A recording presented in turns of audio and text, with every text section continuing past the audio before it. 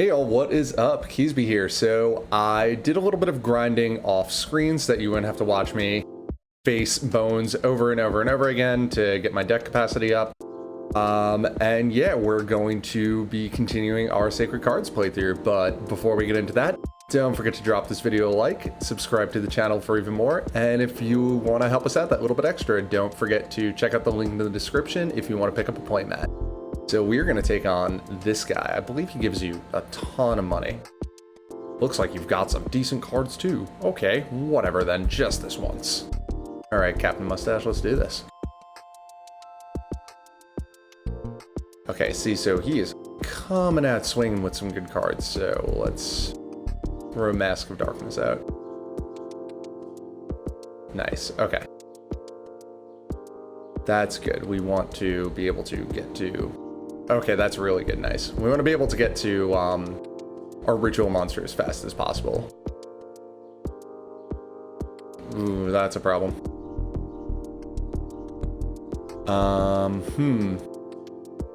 Okay, we're going to have to tribute this to summon this.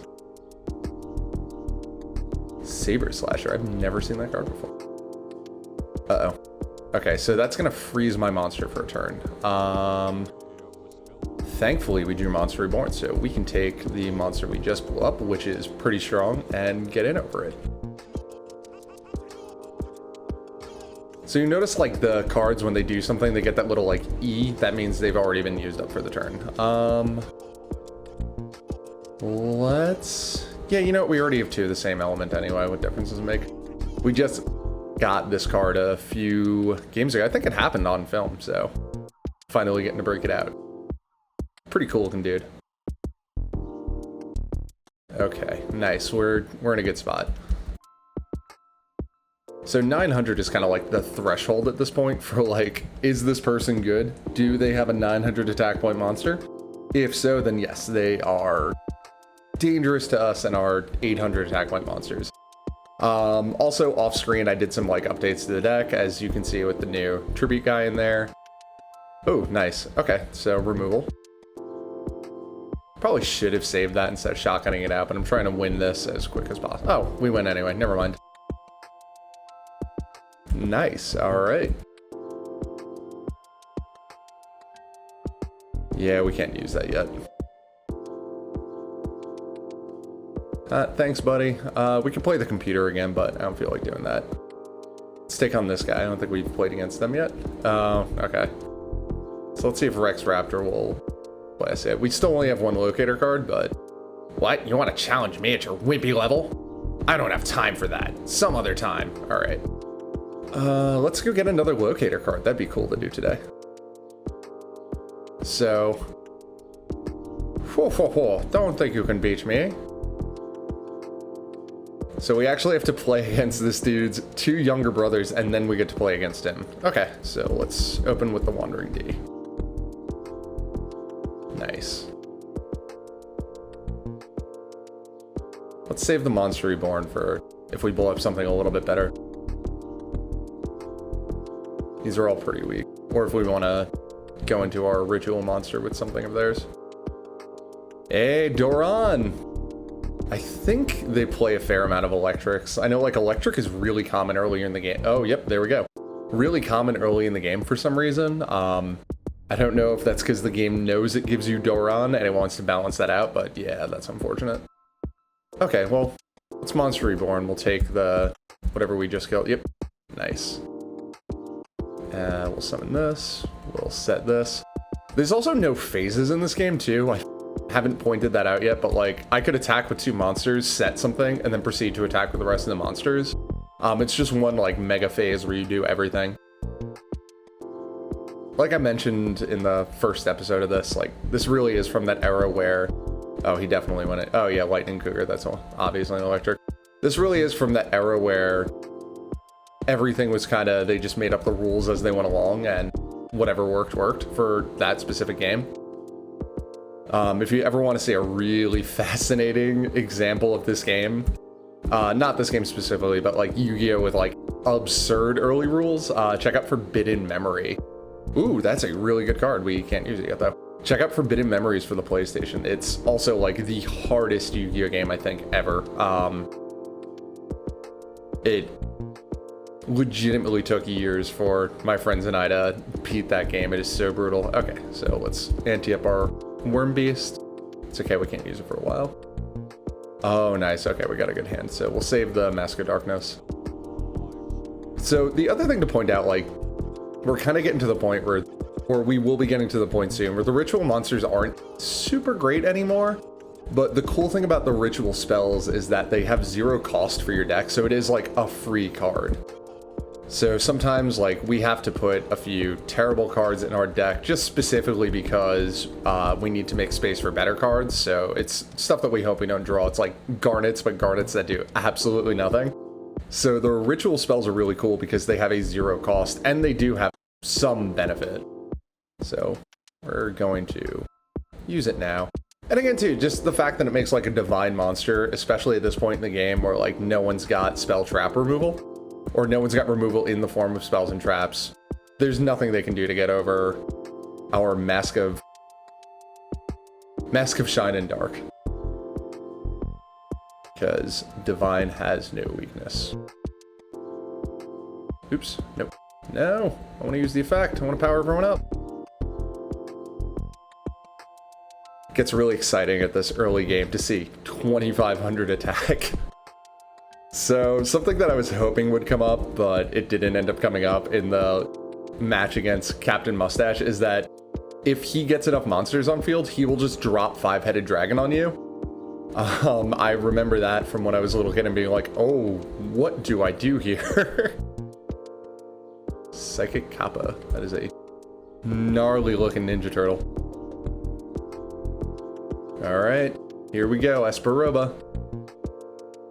So, I do remember the unfortunate thing about this match is that we are going to get a Jinzo at the end of it. Some spoilers there if you've never seen the anime, but we can't use the Jinzo for a really long time.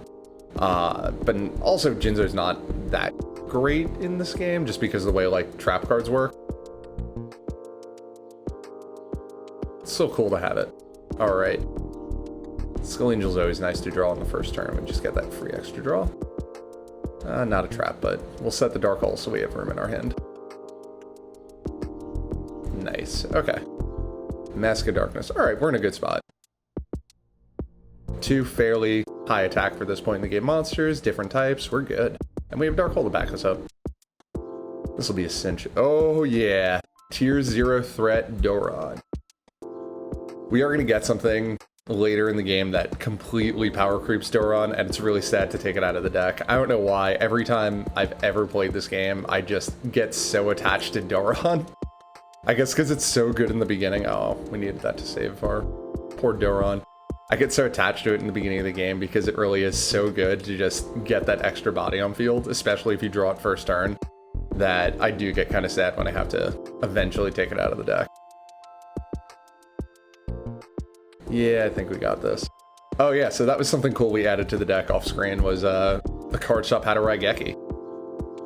So I'm not entirely sure why. This game does really kind of undervalue how good the traps are.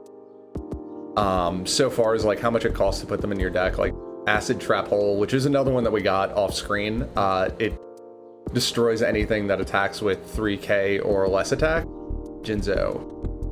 So that's kind of an annoying thing too, like we can't even see what Jinzo does because our duelist level is so low. I don't believe it. How could I lose? Oh, alright, I'll see you later, buddy. Just leave your brothers, that's cool. And we got our second Locator card, very nice. Alright, I think let's challenge a couple of other people, just get our duel level up a little more. Oh, I think this is the 3rd time I've challenged this guy. This guy looks tough. Let's take him on. Wow. No one's doing well in this tournament. Ah, this guy's still in. Okay, nice. Let's...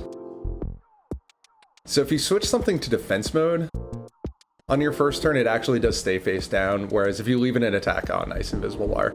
If you leave it in attack, it will flip face up. So, perfect. Now we get a nice open field to attack with. Oh, what I was mentioning about Acid Trap Hole and trap cards, like, they're really, really strong, and they only cost, like, 20, 10, like, very, very low cost to put in the deck. So you can jam, like, 10 really, really strong defensive traps, and it makes so much more room for your strong monsters. I don't know if that was, like, by design of this game or not, but it does feel like a little bit unbalanced with some of the traps that you get later on in the game. Just so far as, like, how useful they are versus how much they cost, whereas, like, you'll have monsters that are kind of okay that cost so much more to put in the deck just by virtue of the fact that they're monsters. Like, I think Raigeki only was, like, a 30 cost card. We'll check after this. But yeah, it's just so good, and it costs nothing. I love Dharma Cannon, it's such a weird looking dude. Ooh, Electric Lizard, that's actually not bad. I don't like the effect of it, but... Oh, here, so let's just look really quick at Raigeki. Just to show. Okay, so here, like, our 1 tribute 1750 guy, let's have a look at him. He costs 61 to put in the deck. Whereas... Oh, passed it. Like, Raigeki only costs 50, and Raigeki is just objectively so much more useful. Let's pop into the card shop before we finish up today. There is in the corner... Oh, the other way, thank you. So there is this guy in the corner that lets you put in passwords, but I think I'm going to avoid using that for now. Just because it does make the game a little too easy if you start getting the really, really good traps early on. I want to kind of grind to them a little bit for the real Sacred Cards experience. Anything good? There's a specific really cool monster that I'm trying to see. I have one of them. I have to put it in the deck still. Ooh, Giant Germ Skid. Let's get that. Ooh, yeah, this guy's great. Karate Master. Oh, and he had 3 copies. Nice. We're not going to be able to use it yet, but, you know. Oh, more Doran. Okay, this is really cool that they have it. So, like, Doran's a 72 cost. That makes sense to me. Okay, do they have the other card I want? Let's see. Yes, they do. Oh, nope, not this one. We want this card. So this is literally just Exiled Force. It's fairly low cost, and good removal in the beginning of the game is good to have, especially because we have so many trap cards that can help protect us. Grab Swords. There is also a limited list in this game, so like I can't play 3 copies of Raigeki. I know like Change of Heart is limited. Change of Heart is remarkably expensive in this game. You see that? Like $255 to play it. Alright, let's just do a quick deck update. So we gotta take a couple monsters out. Our duelist level's much higher now because we beat Espa Roba. That's cool.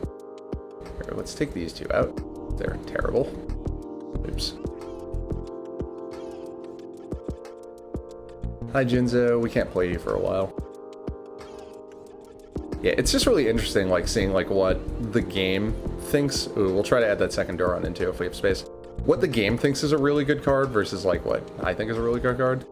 Okay, so, like, this only costs 37. It does use our normal summon, but, like, in a pinch, it's really good. Okay, so...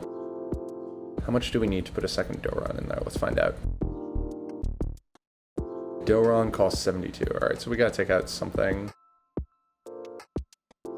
fairly large to get it in there. I want to leave all the Mask of Darkness in there because it's really good. I don't like Abyss Flower. It's 53. Okay. That should be enough. Let's take that out. Go back to our trunk. Attack, just the easiest way to sort through these. And there we go. We've got 2 Dorans in our deck. So I think that's going to do it for today. So we're at 2 Locator cards now. Our deck is slowly improving. We've got 2 of Tier 0 threat Doran, and it looks like we're well on our way to winning all of Battle City. So if you enjoyed this video, don't forget to drop it a like, subscribe to the channel for even more, and I will catch you all later.